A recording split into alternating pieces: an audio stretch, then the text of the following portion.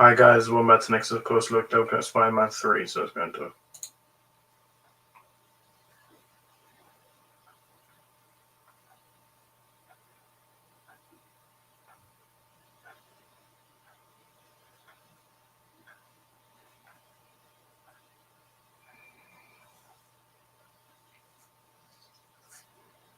welcome back to next closer look where we go through comic book movies. Now, before we do, don't get to subscribe and click creation bell for our room today. Doing about Spider-Man 3. So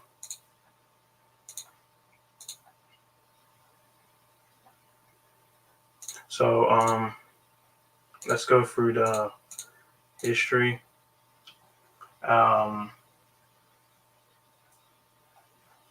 So Spider-Man 3 is the 2007 superhero film based on the Marvel Comics character Spider-Man. It was directed by Sam Raimi. It's the final installment in Sam Raimi's Spider-Man trilogy and the sequel to Spider-Man and Spider-Man 2. The film stars Tobey Maguire, Kirsten Dunst, James Franco, Thomas Hayden Church, Topher Grace, Bryce Dallas Howard, James Cromwell, Rosemary Harris, and J.K. Simmons. Also amongst the fine acting appearance of Cliff Robertson before his death in the same year and his subsequent death in 2011. And it's set a year after the events of Spider-Man 2. The film follows Peter Parker as he prepares for his future with Mary Jane Watson Moore, facing Uncle Ben's true killer Flynn Marko, and becomes the Sandman. After the freak accident, Harry Osborn, his former best friend, who is now aware of Peter's identity and seeks to avenge his father, his job at the Daily Bugle is threatened by the presence of a rival photographer named Eddie Brock. Peter also faces his greatest challenge, and he bonds with an extraterrestrial symbiote that increases his abilities but amplifies his anger and other negative traits.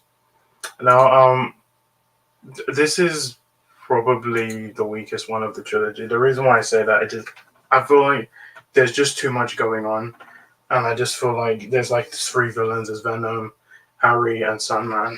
And yeah, I just feel like I think Sandman, Harry. I just feel like Venom was kind of just out of place, and I didn't like Topher Grace's Venom.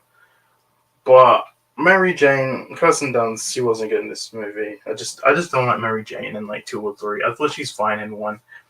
James Franco was good. I like Tobey Maguire. I like Sandman, played by Thomas Hayden Church. And this was good. It was a finale. Eventually we do see Toby in No Way Home. But yeah, obviously this wasn't intended to be the final one. I do like the effects. I do think like